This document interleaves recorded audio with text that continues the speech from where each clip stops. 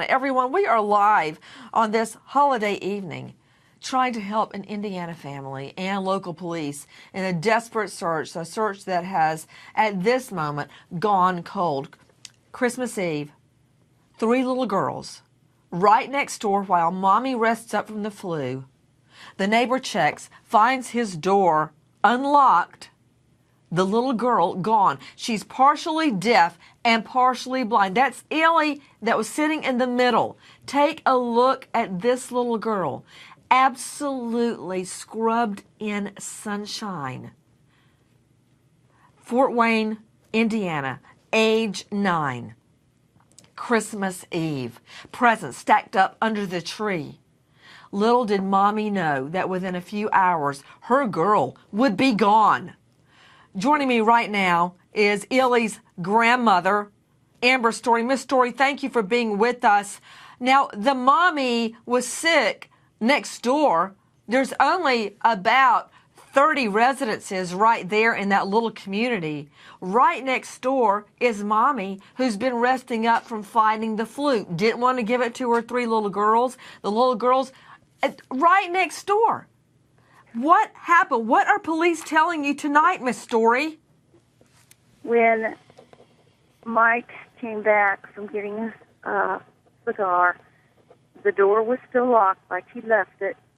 He came in. The girls were sleeping, the 2 younger ones on the floor. Ailey was sleeping in her grandfather's chair with a blanket over and her body pillow. And Mike laid down on the couch because he'd been up with her all night because she has night terrors. And he was comforting her all night. And he was tired, so he laid on the couch beside them. The 2 younger ones were watching TV, and Amy was sleeping in the chair. About 10 o'clock, he woke up, and he looked over. Or actually, a little bit before that, he had looked over and he thought Ailey was still in the chair because the blanket was still over the body pillow. But at 10 o'clock, he realized that she wasn't there, and he asked her sisters, and they said that she had gone with Mommy because she walked out the door on her own. However, Eliana sleepwalks, and she has sleepwalked before and opened and unlocked the doors and walked outside in her sleep. That's what we believe has happened. She left on her own. She was asleep. She unlocked the doors, and for some reason, we believe she was thinking she was going home, and she just disappeared. You know, to Nicole Parton, investigative reporter, Nicole, I find it very, very disturbing that the neighbor who is taking care of the 3 children, and he has been completely cooperative with police, leaves the home, locks the door, that's true, leaves the home at 6 o'clock in the morning for a cigar. Now, Nicole, I know that the surveillance video backs up his story that he did go to the 7-Eleven or the Quick Mart, whatever it was, and get a cigar. I know that. But why would you leave at 6 o'clock in the morning, Nicole Parton?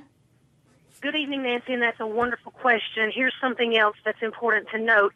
He told producers that this little young girl, Eliana, awoke about 2:30 in the morning crying for her mommy, as many typical 9-year-olds would do. He consoled her. She wanted to go home.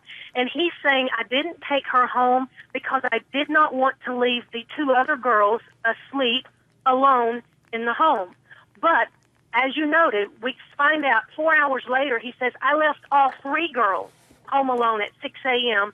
to go for a cigar. Very interesting that he says he didn't want to leave 2 girls asleep, but he left all 3 asleep. You know, back to Amber's story, this is Ella's grandmother. Is that true, Miss Story? Yes, but who of us hasn't made stupid mistakes? We've all made mistakes. Everybody in the world has made mistakes, Miss Story. Of course, we've all made mistakes. We're all human.